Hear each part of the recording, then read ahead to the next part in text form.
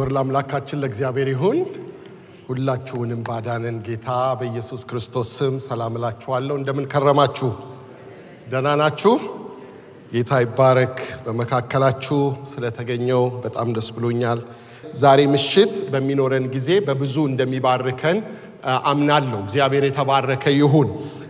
ሁላችንም እግዚአብሔር እንዲጠቀምብን እንፈልጋለን። በዚህ ምድር ስንኖር የሚጠቅም ነገር እግዚአብሔር በእኛ ቢሰራ ደስ ይለናል። እግዚአብሔር በእኛ ከብሮ በእኛ ኃይሉ ተገልጦ ማዳኑ ተገልጦ ብናይ እንወዳለን። ይሄን የማይፈልግ ማንም የለም። እግዚአብሔር እንዲጠቀምበት የማይፈልግ ሰው ማንም የለም እና ሳስብ እግዚአብሔር የሚጠቀምበት ሰው እንደዚህ አራት ነገሮች ያስፈልጉታል ብዬ አስብና እሱን ጠቅሼላችሁ አጭር ጸሎት ለቃሉ እንጸልያለን። አንደኛ እግዚአብሔር እንዲጠቀምብን የመርህ ሰዎች እንድንሆን እግዚአብሔር የሚፈልግ ይመስለኛል።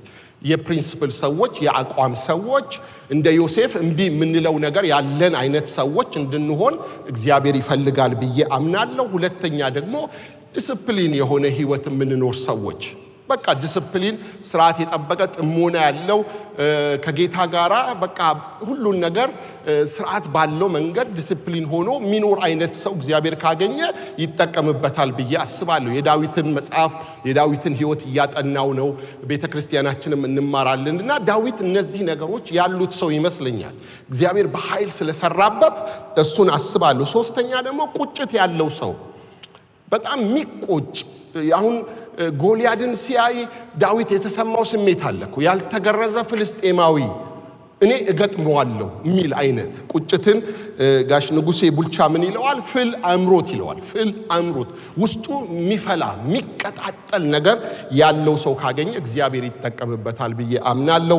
አራተኛ የሚጸልይ ሰው እግዚአብሔር ይጠቀምበታል። አሜን አትሉ? የሚጸልይ ለጌታ ጊዜ የሚሰጥ እልፍኝ ያለው ጓዳ የሚገባ መሬት የሚይዝ የጌታን ፊት የሚፈልግ ሰው እግዚአብሔር ይጠቀምበታል። ማቴዎስ ወንጌል ምዕራፍ 6 ቁጥር 5 እና 6ን ቆመን አብረን እናንብና ጌታ እንዲያስተምረን እንጸልያለን። ማቴዎስ ወንጌል ምዕራፍ 6 ቁጥር 5 እና 6 እንደዚህ ይላል፣ ስትጸልዩም እንደ ግብዞች አትሁኑ፣ ለሰዎች ይታዩ ዘንድ በምኩራብና በመንገድ ማዕዘን ቆመው መጸለይን ይወዳሉና እውነት እላችኋለሁ ዋጋቸውን ተቀብለዋል። አንተ ግን ስትጸልይ ወደ እልፍኝህ ግባ፣ መዝጊያህንም ዘግተህ በስውር ላለው አባትህ ጸልይ፣ በስውር የሚያይ አባትህም በግልጥ ይከፍልሃል።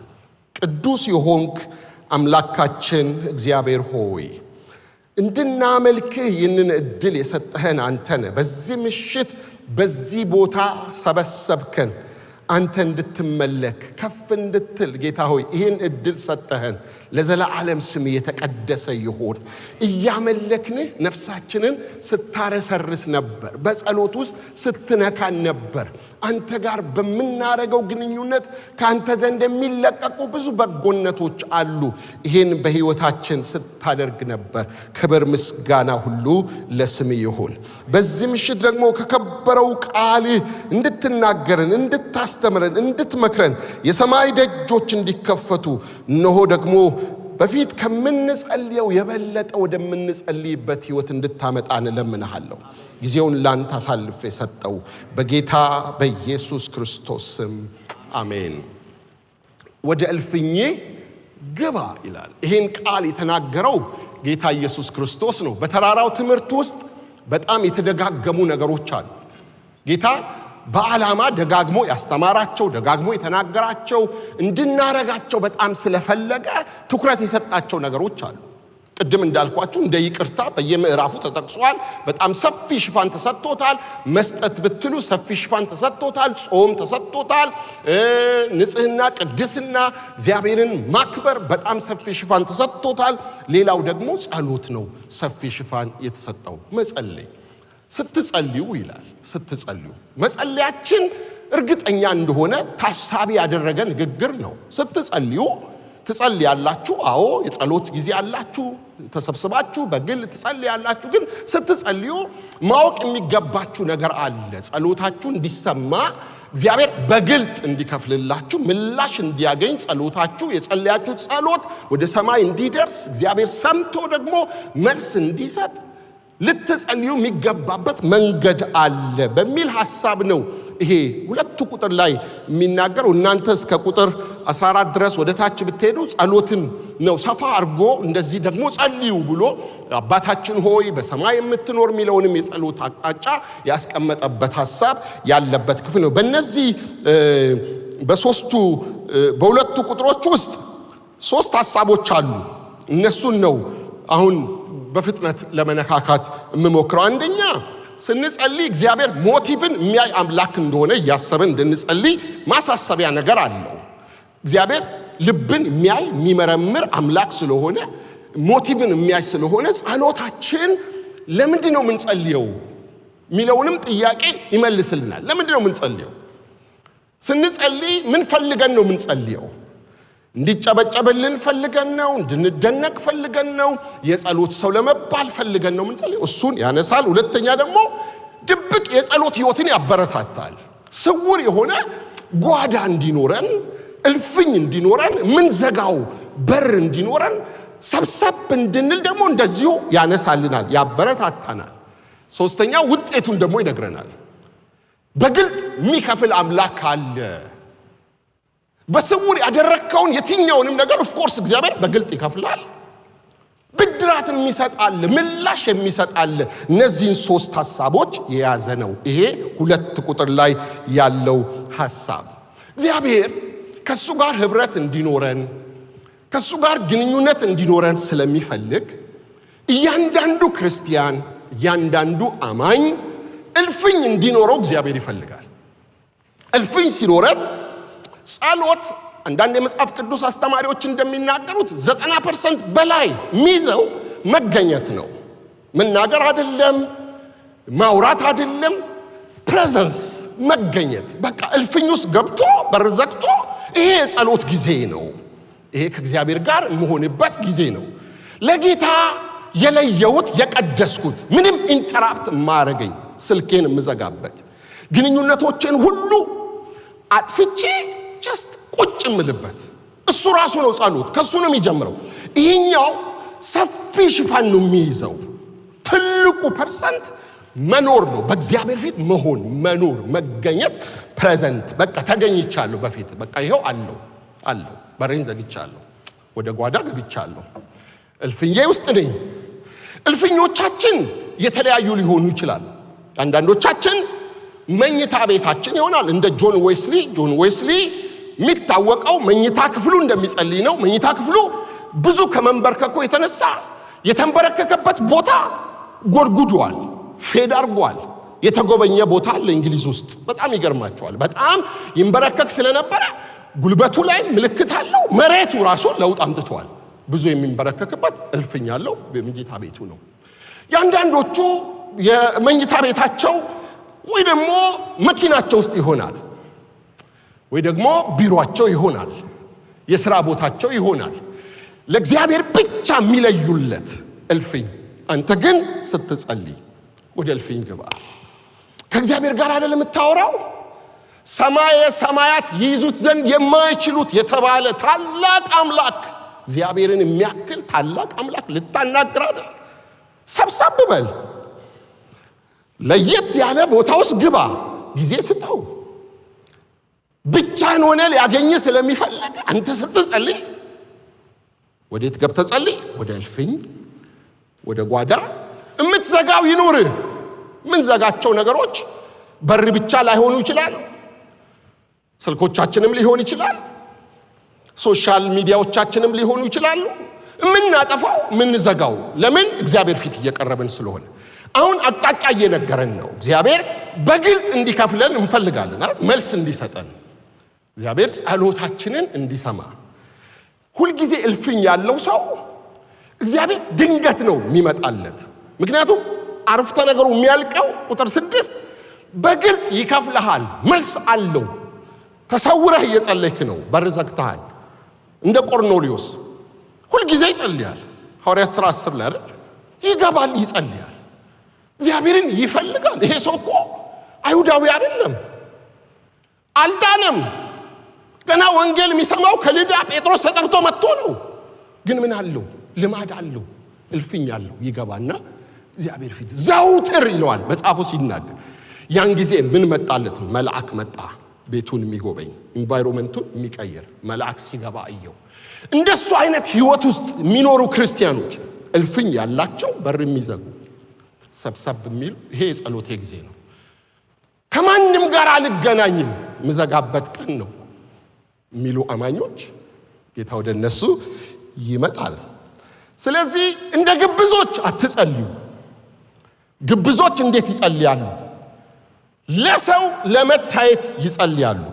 ለሰው ይታዩ ዘንድ በምኩራብና በመንገድ ማዕዘን ቆመው መጸለይን ይወዳሉና እነዚህ ግብዞች ናቸው፣ ፈሪሳውያን ናቸው፣ የሃይማኖቱ መምህራን ናቸው። ይጸልያሉ።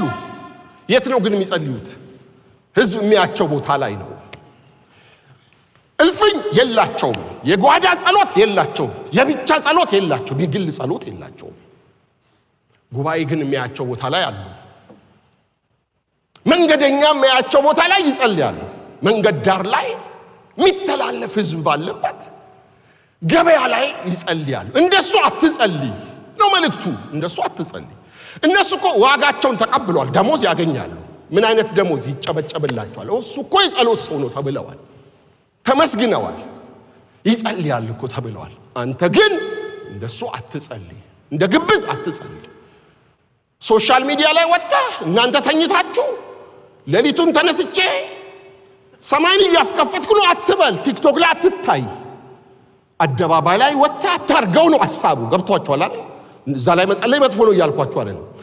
ሞቲቭን ያያል እግዚአብሔር። የምንጸልይበት ሞቲቭ ምንድን ነው? መጀመሪያ እሱን ይፈትሻል እግዚአብሔር። ልብን የሚያይ አምላክ፣ ውስጥን የሚመረምር አምላክ እንዴት ነው የምትጸልዩት ብሎ የሚያይ ከመጸለያችን ጋር ያለውን የውስጥ ፍላጎታችንን የሚያነባ አምላክ። የሚጸልይ ሰው ነው ለመባል የምናረገው እኮ ሰው እንዲያየን፣ ሰው እንዲያደንቀን፣ ሰው እንዲሰማን።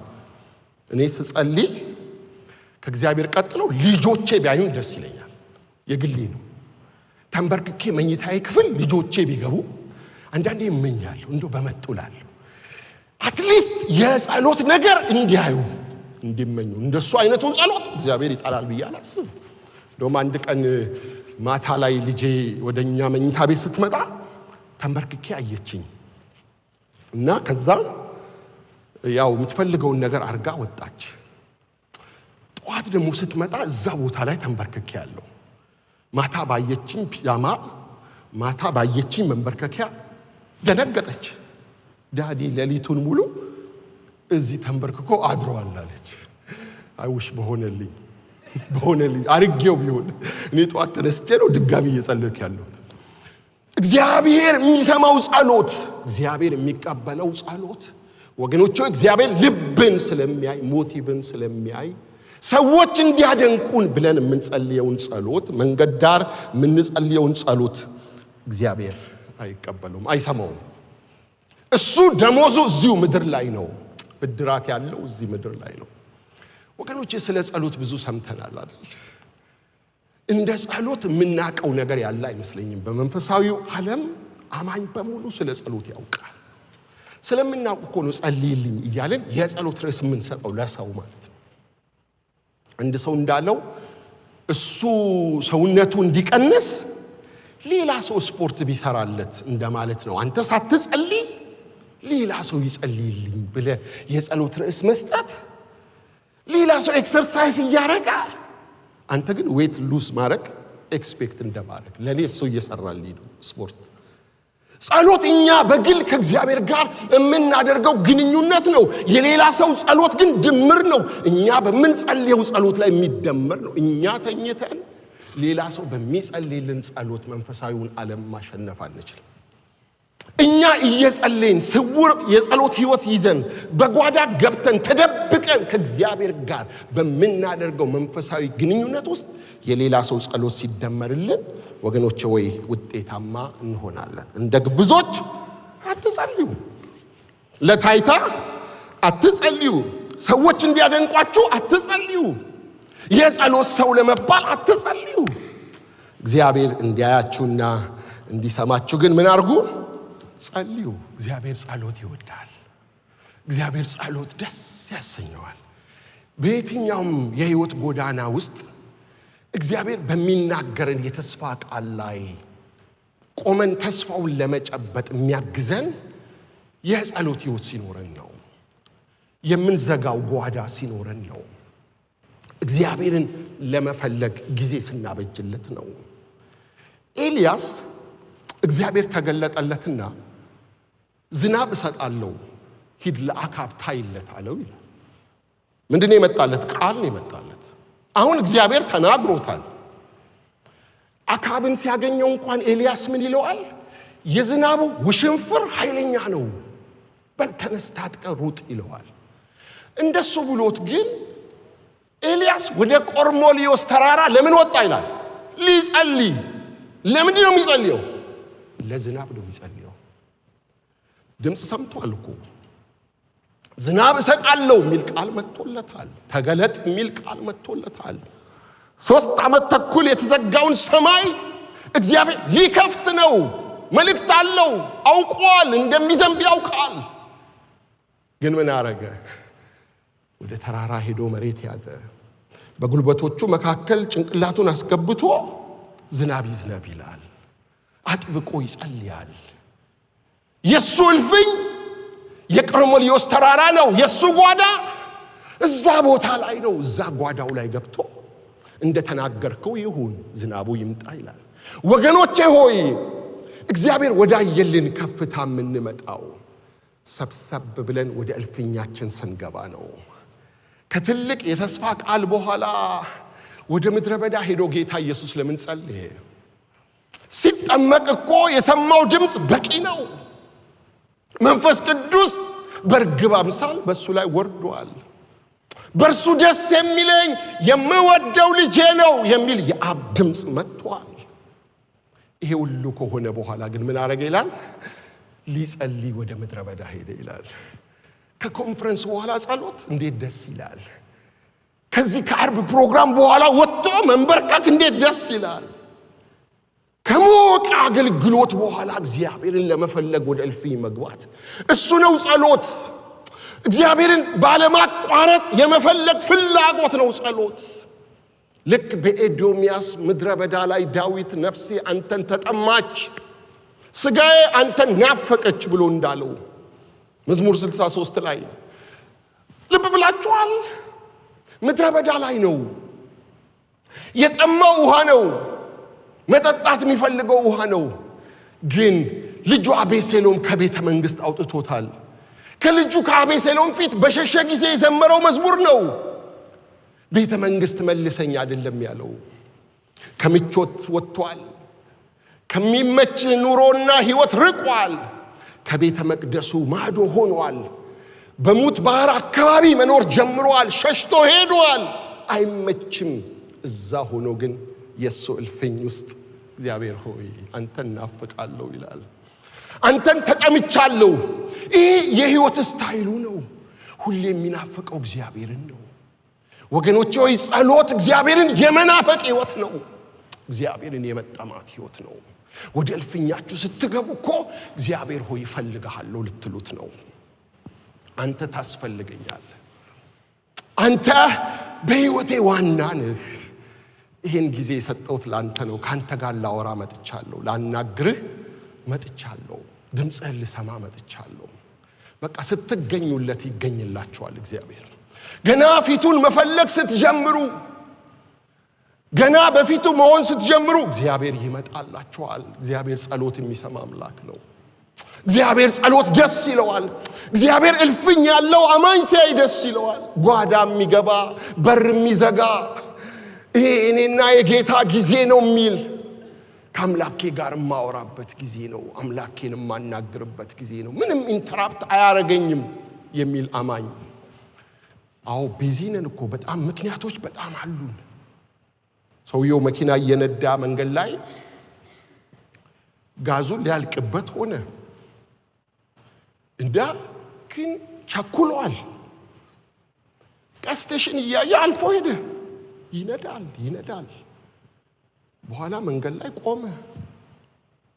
በእምነት ለመንዳት ነው የሞከረው። ጋዙ ሲያልቅበት ቆመ እና አንድ ሰው እየመጣየው ምን ሆነሃል አለው። አይ ጋዜ ያለቀብኝ አለው። እሞላልሃለሁ፣ ትንሽ መንገድ የሚያስኬድ ጋዝ እሞላልሃለሁ። ሄደ እዛ ጋር ጋዝ ቅዳ አለና እዛ የሚያደርሰውን ሰጠው። ያኛው ትቶት ሄደ። በኋላ ይሄኛው ሰው ጋዙን ከሞላ በኋላ የተቀበለውን ጋዝ አግኝቶ ጋዝ ማደያ እየደረሰ ትቶ አሁንም አልፎ ሄደ። በእምነት እሄዳለሁ ቸኩያለሁ እያለ ማለት ነው። ተመልሶ አገኘው። ያ ወንድም ምን ሆነሃል አለው። ስለቸኮልኩ ነው አለው። ስለቸኮልኩ ነው። እንደሱ ነን አንዳንድ ጊዜ። ምክንያት አለን እልፍኝ ውስጥ እንዳንገባ፣ ጓዳ እንዳንገባ፣ እንዳንጸልይ። ማርቲን ሉተር ይመስለኛል በጣም ቢዚ ወቅት ስለሆነ ይሄ ለኔ በጸሎት ሰዓቶቼ ላይ 1 ሰዓት እጨምራለሁ ብሏል ይባላል። በጣም ቢዚ ነኝ። ቢዚ ስለሆንኩ 1 ሰዓት ተጨማሪ ጸልያለሁ። የበለጠ እግዚአብሔርን እንድንፈልግ የሚገባን ጊዜ ላይ በተለያየ ምክንያት ነፍሳችን ስትወጠር ወደ ጓዳ መግባት እናቆማለን። ማደያውን እያየን አልፈን እንሄዳለን።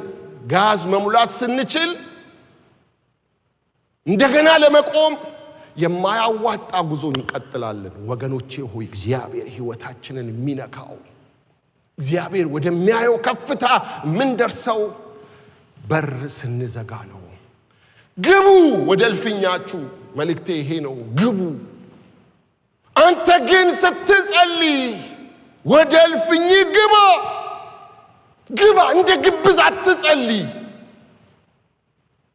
እንደ ሌሎቹ መንገድ ዳር አትጸልይ። አደባባይ ላይ ብቻ አትጸልይ። ግባ፣ ጓዳ ግባ። ማንም የማያይ ቦታ ውስጥ ግባ። ስውር ቦታ ግባ። ተደበቅ፣ ተሸሸግ፣ ዝጋው በሩን። በሰማይ ያለው ያይሃል። ሌሎቹ ላያዩህ ይችላሉ። ላትመሰገን ትችላለህ፣ ላትደነቅ ትችላለህ። የሚያደንቅህ በዙፋኑ ላይ አለ። በግልጥ የሚከፍልህ ደሞዝን የሚሰጥህ በሰማይ አለ። ስለዚህ አንተ ምን አድርግ? በስውር ጸልይ። የአደባባይ ሕይወታችን የስውር የጸሎት ትጋታችን ውጤት ነው። አደባባይ የምናረጋቸው ነገሮች፣ በአደባባይ እየሆነልንና እየሆነብን ያለው ነገር የስውር ሕይወታችን መገለጫ ነው። ጓዳችን ላይ ምን እንመስላለን? ጓዳችን ላይ እንዴት ነን? ብቻችንን ስንሆን እንዴት ነን? ለአንድ አማኝ ወገኖቼ ሆይ ከሚያስፈልጉት ነገሮች መካከል የመንፈስ ቅዱስ ሙላት የመጀመሪያውን ስፍራ ይይዛል። በመንፈስ ቅዱስ ተሞልቶ በልሳን መጸለይ በጣም ያስፈልጋል።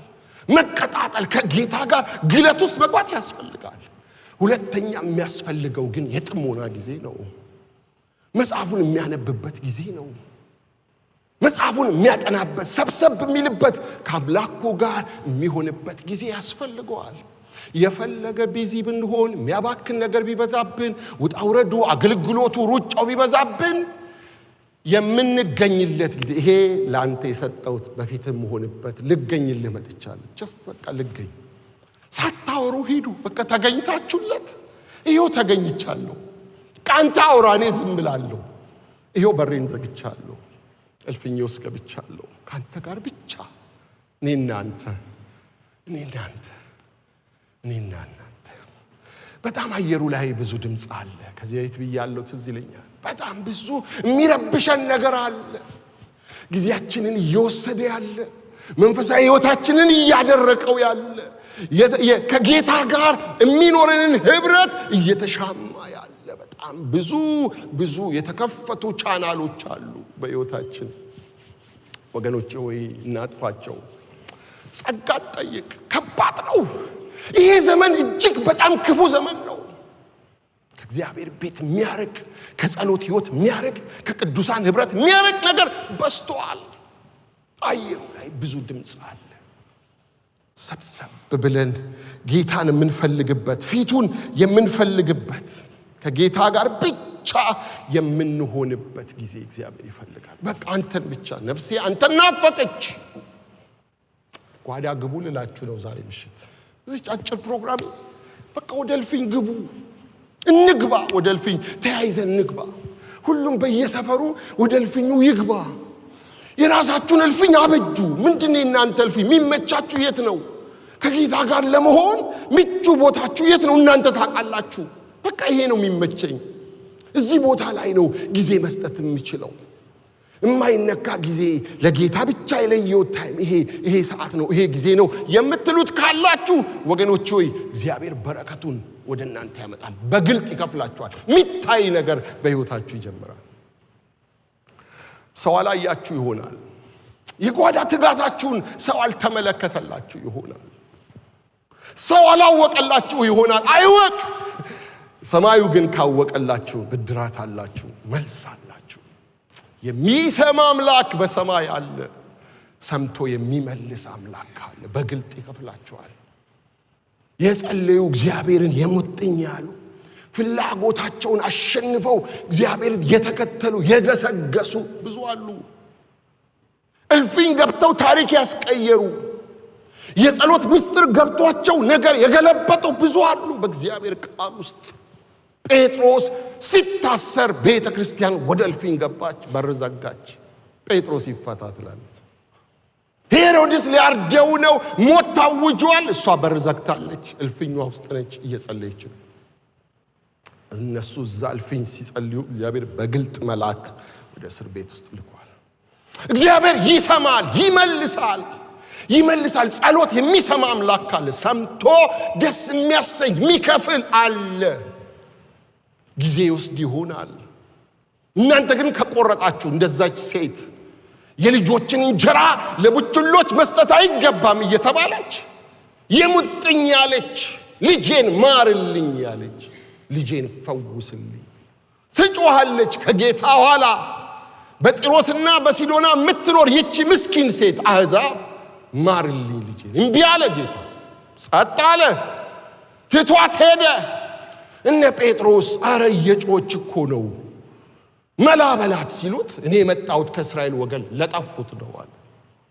አላቆመችም፣ እየሮጠች እግሩ ስር ተደፋች። ልጄን ማርልኝ፣ የልጆች እንጀራ ነው ፈውስ አላት። ለእናንተ አይደለም አላት። በቃ ትርፍራፊውን ስጠኝ አለችው። ፈልቅቃ ወሰደች ከእጁ። ጸሎት እንደሱ ነው።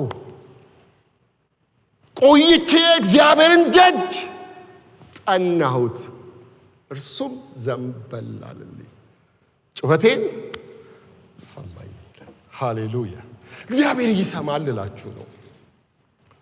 እናንተና እኛ ጸንተን ከቆምን፣ ተክተን ከቆምን መልስ እስክናገኝ ድረስ ሉቃስ 18 ላይ እንደተባለችው ባልቴት በቃ ያን አመፀኛ ዳኛ እንዲፈርድላት እንዳደረገች ቀንና ሌሊት ወደ እግዚአብሔር ከጮህን፣ እልፍኛችን ጓዳችን ውስጥ ገብተን ፊቱ ከተገኘን ወገኖቼ እግዚአብሔር ይመጣል።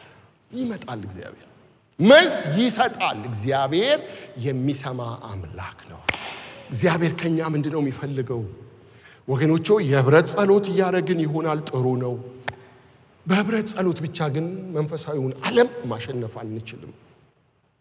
የቤተሰብ ጸሎት ጥሩ ነው፣ ግን የግል ደግሞ ያስፈልጋል። እዚህ ቦታ የሚያወራው እልፍኝ ግባ የሚለውን አንዱን ሰው ነው ግባ። አንተ ግን ስትጸልይ እንደ ግብዙ አትጸልይ። አንተ ወደ እልፍኝ ግባና በርን ዘግተህ ጸልይ። በጣም እኮ ወደ የድብቅ ህይወት በጣም ተራራው ትምህርት ላይ በጣም ተጠቅሷል። ስትሰጥ ቀኝ የሚሰጠውን ግራህ አይወቅ፣ በድብቅ አድርገው። ስትጾም ተቀባ፣ ጾመኛ አትምሰል። የዛ ዘመን መንፈሳዊነት የታይታ ጉዳይ ስለነበረ ምንም ነገር ለታይታ አታርግ፣ ሰው እንዲያደንቅህ ብለህ አታርግ። ሰማይ የሚቀበለውን ግን አድርግ ነው የሚለው መልእክት። ሰማይ ደስ የሚሰኝበትን፣ ሰማይ የሚቀበለውን፣ ፈገግ የሚለውን። ቆርኔሌዎስ አሁን እየጸለየ እንደሆነ ማን ያውቃል? ማንም አያውቅም።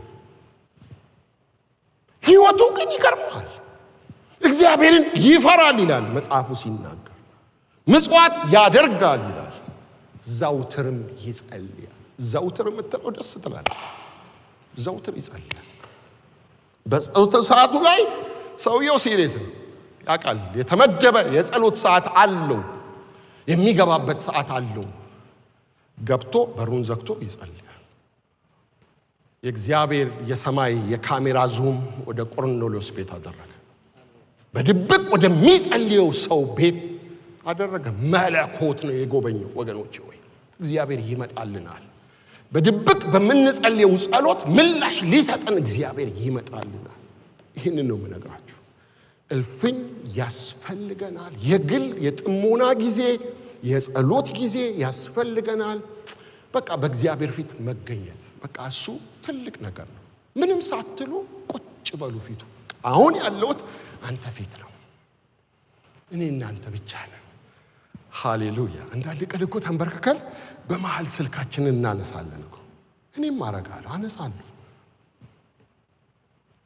እስቲ በጣም የምታከብሩት ሰው ቢሮአችሁ መጥቶ እያናገራችሁት ስልክ ብትጎረጉሩ ምንድን ነው የሚሰማው? ምንድን ነው የሚላችሁ? እግዚአብሔርን በሚያክል አምላክ ፊት ተደፍተን ማውራት ጀምረን እናቆማለን። እንወጣለን። ከጸሎት መንፈስ ውስጥ እንወጣለን። አብዝተን እንድንፈልገው እግዚአብሔር ይፈልጋል። አንተ ግን ስትጸልይ ወደ እልፍኝ ግባ። በስውር የሚያይ አምላክ በግልጥ ይከፍልሃል። መልስ አለ፣ ምላሽ አለ፣ ደሞዝ አለ። ጸሎት ይሰማል።